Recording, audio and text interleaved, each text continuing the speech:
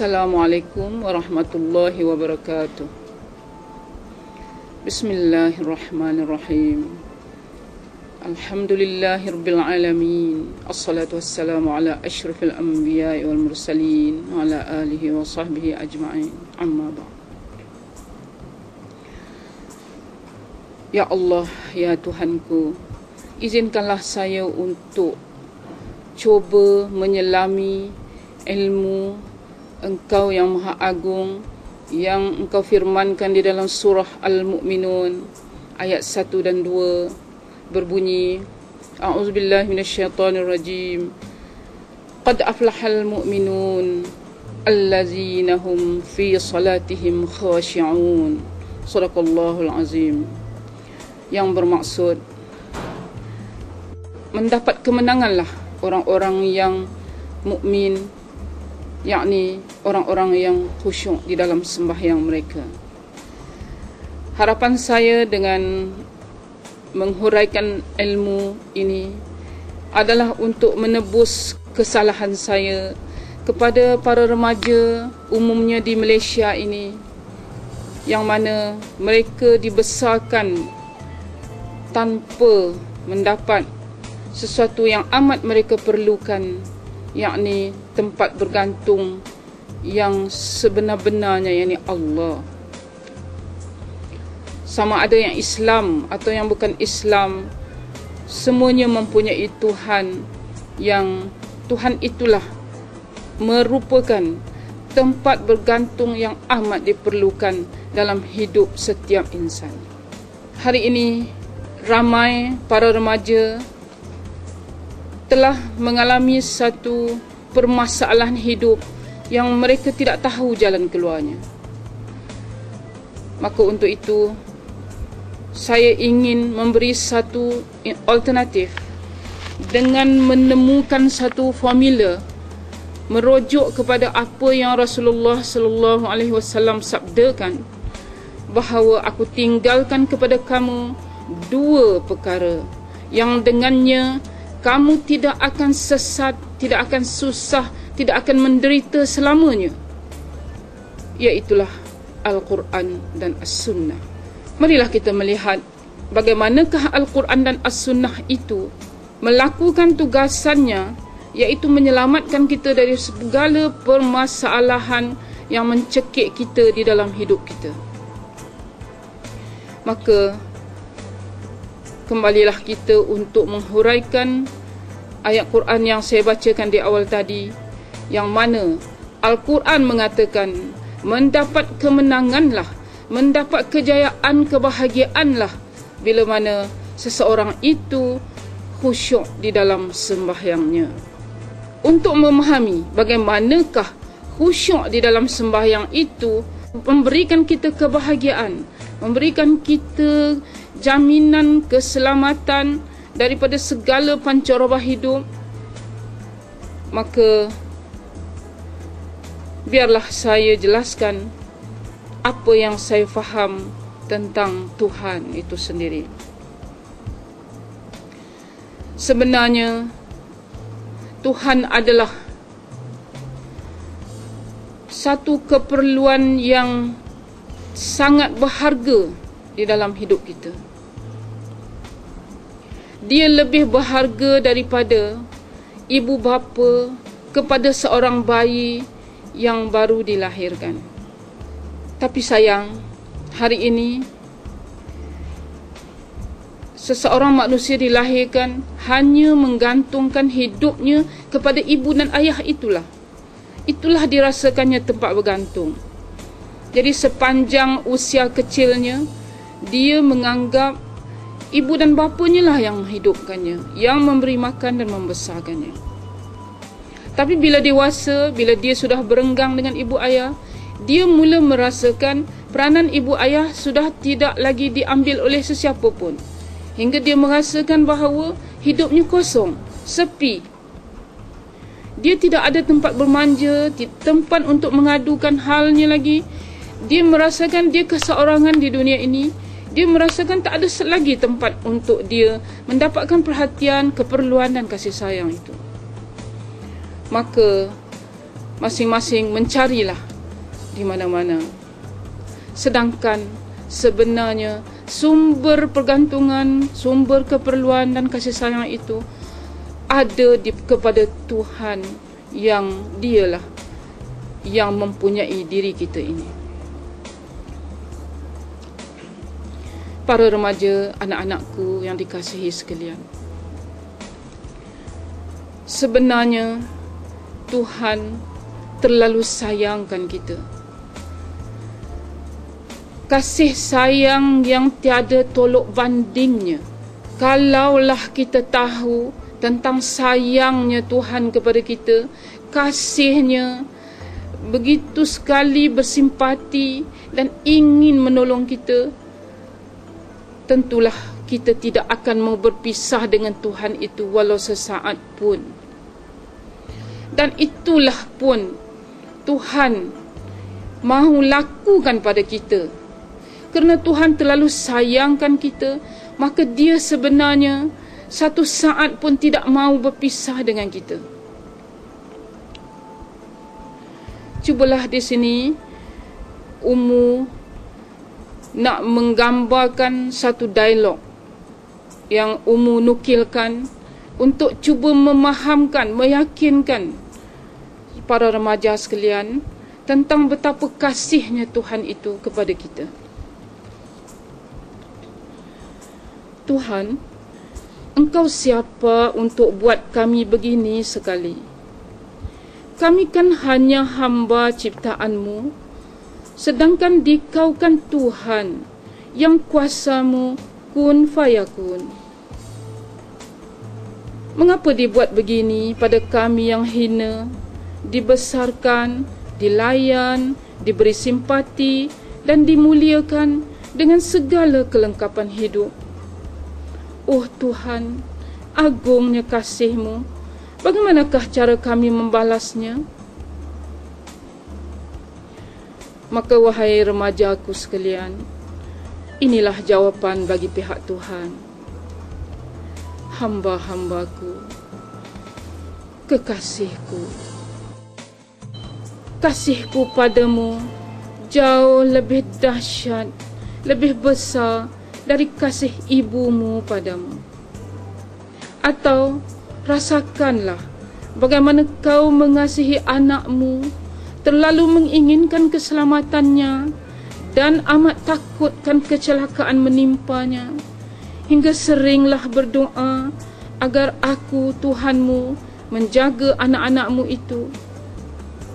Maka ketahuilah bahawa kasih dan cintaku padamu jauh lebih dari itu. Hampir-hampir aku tidak mau berpisah langsung denganmu. Sebab itu aku lebih suka untuk sembahyang itu dijadikan 50 kali sehari, kalau bukanlah melayani permintaan Muhammad padaku agar dijadikan sembahyang hanya diwajibkan 5 kali sehari. Ketahuilah hambaku bahawa aku yang menciptakanmu dan aku terlalu sayangkan ciptaanku itu. Demikianlah bagi pihak Tuhan apa yang dirasakan terhadap hamba-hambanya. Sungguh amat sayangnya Tuhan kepada hamba-hambanya. Sebab itulah semua yang diberikan, yang dilayani, diuruskan tentang diri kita ini, tidak pun diminta membalas apa-apa. Sedangkan kalau kita hitunglah harga 1 minit oksigen yang diurus, layankan kepada kita setiap saat hidup kita, itu berapa harganya? 1 tabung oksigen harganya 4 atau 500 ringgit. Sedangkan kita menggunakan oksigen sepanjang umur kita sudah bertabung-tabung banyaknya. Belum lagi kita hitung bagaimana Tuhan melayani penglihatan kita, tidak pernah rosak sepanjang hayatnya. Sedangkan ada juga kes-kes yang Tuhan cacatkan penglihatan, jenuh untuk membaikinya. Tapi umumnya Tuhan sangat menjaga, menguruskan, mentadbir perjalanan diri kita keseluruhan, sama ada unsur-unsur yang di dalam diri yang bersifat maknawiyah atau bersifat maddi atau yang bersifat fizikal ini.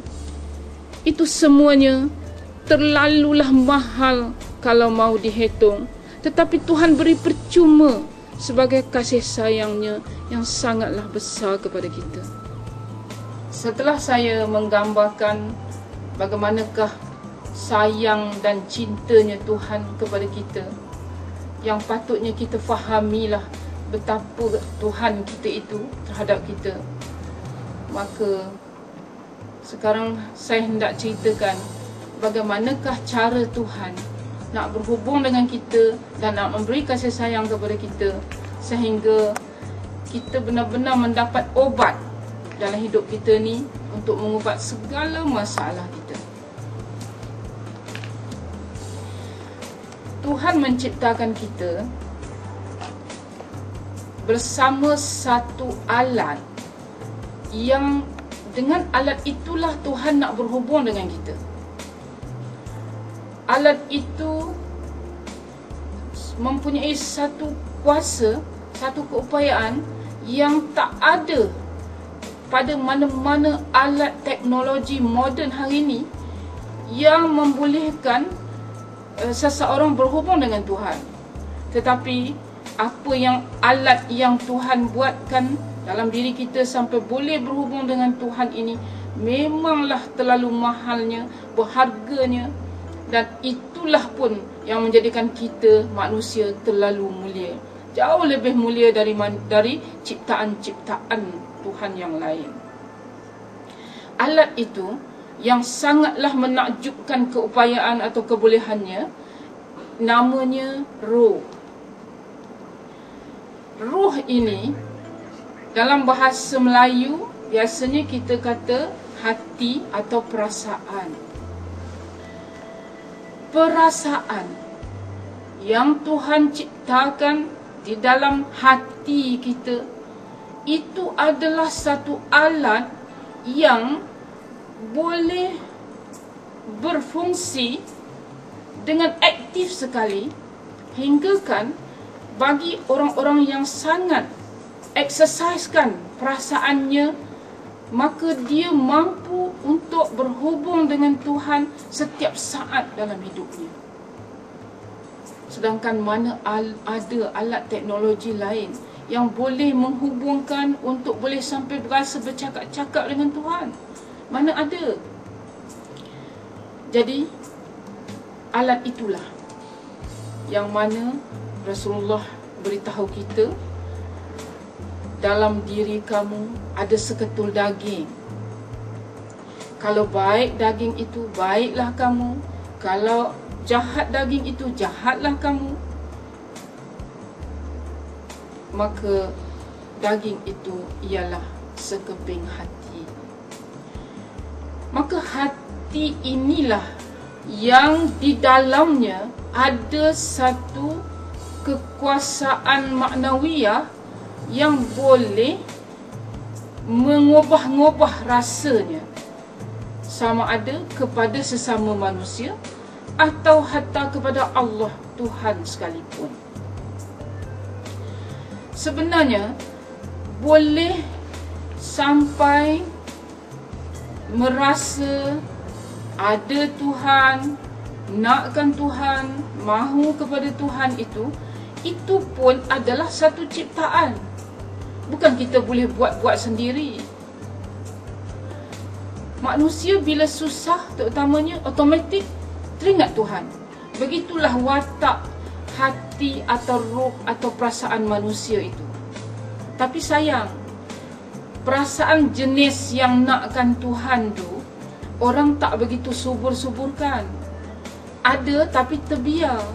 Sedangkan perasaan cintakan girlfriend misalnya, cintakan boyfriend, itu dibina betul, diusahakan betul, teringat sikit telefon, teringat sikit bagi hadiah, teringat sikit call, cakap, ajak ke rumah, dating, macam-macam. Usaha-usaha menyuburkan perasaan terhadap pasangannya. Tetapi alangkah beruntungnya seseorang yang kalau dia bolehlah sentiasa mengusahakan, menghubungkan perasaannya kepada Tuhan. Sebab Tuhan kepadanya lah ada segala-gala keperluan hidup kita. Sedangkan menggantungkan cinta kepada manusia, apa sangatlah manusia boleh bagi. Bahkan selalunya perhubungan, perasaan yang dibuat secara tidak halal itu banyak menyeksakan lebih daripada menggembirakan. Tetapi ketahuilah bahawa berhubung dengan Tuhan, mencintai Tuhan, menyuburkan rasa-rasa kepada Tuhan itu sesungguhnya sangatlah beruntungnya, kerana Tuhan tu kan maha kaya, maha pandai, maha kuat, maha mampu. Apa saja semua Tuhan boleh buat. Katakanlah apa pun, ada tak yang Tuhan tak boleh buat? Tak ada, semua boleh. Jadi bijaklah kita kalau kita usahakan supaya perasaan terhadap Tuhan tu yang disuburkan. Panggil-panggil Tuhan selalu, cakap dengan Tuhan selalu, ajak-ajak Tuhan untuk bantu kerja kita selalu. Itu lebih bermakna, lebih besar, lebih beruntungnya daripada kita usahalah panggil orang tu, panggil orang ni, ajak si dia tu, ajak si anu tu untuk berhidup bersama kita. Jadi marilah kita betulkan kesilapan berfikir kita selama ini, yang mana kita tidak membalasi ataupun kita tersalah beri cinta. Kalaulah perasaan kita ini kita dapat hubungkan atau suburkan terhadap Tuhan itu, tahulah boleh berkawan dengan Tuhan, raja bagi segala raja-raja, yang segala kekayaan langit, bumi, yang di udara, di dalam air, itu semua Tuhan punya. Masakan tak rasa bertuahnya kerana dapat bercinta-cintaan dengan dia. Jadi ingatlah remaja-remajaku sekalian, bahawa kesilapan besarlah bagi ibu-ibu kerana tersilap menghadiahkan kepada kekasih-kekasihnya, yakni anak-anaknya itu, hadiah yang murah. Tidak menghadiahkan sesuatu yang sepadan dengan cintanya dan harapan tingginya kepada anak-anaknya itu. Jadi mulai sekarang, mari kita berfikir begini. Rupa-rupanya di dalam diri aku ini ada satu alat komunikasi yang bukan bersifat teknologis, tapi bersifat rohania, maknawiyah, yang tak perlukan apa-apa button, apa-apa wire. Untuk call dia, cuma ada satu lintasan, kita terus teringatkan objek, subjek yang kita nakkan tu. Hebatlah, dalam diri aku ada satu alat yang bukan sekadar boleh berhubung dengan benda-benda atau dengan manusia, bukan sekadar cinta-cinta di dunia ini, tetapi boleh berhubung dengan Tuhan. Siapa tak mahu Tuhan? Tuhan maha kaya. Dapat berkawan dengan Tok Pengulu pun dah rasa bertuah. Apalagi kalau kahwin dengan anak Tok Pengulu pun dah rasa, satu kampung ni aku punya. Dah lebih-lebih lagi kalau dapat kahwin dengan anak raja, istana aku dapat. Sedangkan yang Tuhan hendak ni ialah kita dapatkan dia. Dia yang maha kaya. Dia yang Tuhan punya langit dan bumi dan segala isinya. Segala-gala keperluan hidup kita yang seorang tak faham, tapi Tuhan boleh bagi. Apa tak untungnya? Kenapa kita tak gunakan alat yang ada dalam diri kita tu untuk kita dapatkan kekayaan atau keupayaan yang sebesar-besarnya yang sangat akan membahagiakan kita dan menyelamatkan kita dan menyelesaikan semua masalah kita. Jadi di sini saya ulangkan lagi sekali untuk perhatian anak-anak sekalian bahawa Tuhan nak sangat kita panggil dia tiap-tiap waktu. Yang resminya tu yang 5 waktu. Tapi yang tak resminya anytime. Bila-bila pun boleh, setiap saat pun boleh untuk kontak dia dan minta apa saja, katakan apa saja, bermanja-manja, melepaskan perasaan kepadanya dan menyatakan masalah kepadanya, semua boleh. Jadi rugilah kalau kita rasa nak cari di mana kasih sayang ni. Siapalah yang boleh mendengar aku ni? Di mana tempat yang aku ni ada harga? Rugilah kalau kita tak memanfaatkan Tuhan kita itu. Marilah anak-anak sekalian, kita dapatkan Tuhan itu. Alatnya Tuhan dah buat dah. Perasaan terhadap dia pun Tuhan dah adakan dah. Tinggal nak suburkan saja. Jadi, bagaimana cara Tuhan ajar nak berhubung dengan dia? Yang resmi dan yang tak resmi. Jadi dalam kuliah hari ini, saya akan katakan dulu bagaimana pertemuan resmi itu nak berlaku. Kita kena belajar ni sebab nak menghadap Yang di-Pertuan Agong pun jenuh buat satu rehearsal demi rehearsal. Nak menghadap raja ke, nak menghadap menteri ke, siap protokolnya semua. Takkan nak menghadap resmi kepada raja bagi semua raja-raja. Tuan punya daun-daun, seluruh ciptaan daun-daun, pokok-pokok, segala ikan-ikan, segala itik dan ayam, segala semut-semut dan segala bayi-bayi, dan kita ini takkanlah tak ada protokolnya. Jadi mari kita belajar tentang sembahyang, yakni satu upacara menghadap Yang Maha di-Pertuan Agong, yang dia ialah ketua bagi segala raja-raja di dua alam, iaitu alam dunia dan alam akhirat.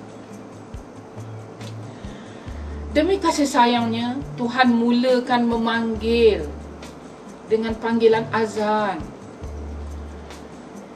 Dia panggil tu pun dah sangat mengharukan kita. Sebab dia terlalu sayangkan kita. Kita je tak sayangkan dia. Kita yang tak pedulikan dia. Yang dianya sayangkan kita. Jadi dipanggil pun dah cukup mengharukan sekali. Dia bagi tahu